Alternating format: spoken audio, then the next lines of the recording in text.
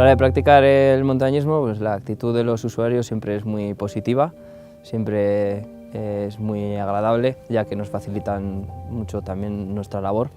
Creo que en general la gente viene a divertirse, a pasar un buen rato y a desestresarse. Entonces, bueno, siempre es gracioso y divertido el pasar un día con más gente. Los beneficios del montañismo para la salud pues son, aparte de conseguir una buena condición física, desarrollar ciertas actitudes respecto a la naturaleza y un poco de desarrollo personal también, ¿no? de autorrealización y de alcanzar unos objetivos que te planteas.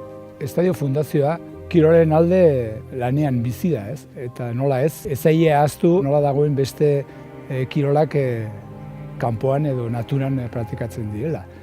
Kasu honetan mendizaletasuna oso sakonduta edo herrikoa da. Eta horren alde ere Estadio Fundazioa lantzen du eta halako jarduerak antolatzen dituzte, ez?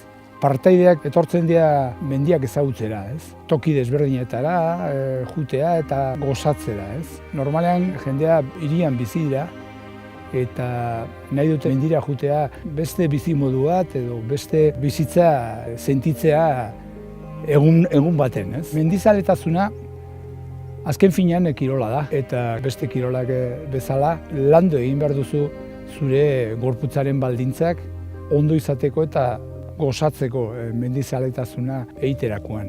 Las actividades de la Fundación Estadio me gustan porque son variadas, se hace travesías, conoces a gente, es mi forma de ser también, ¿no? Incluso también estoy con otros temas de la Vital, apuntado en lo de la Fundación Mejora y tal, ¿no?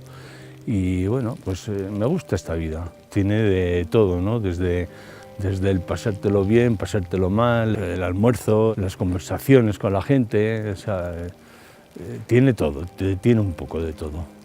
Al menos para mí.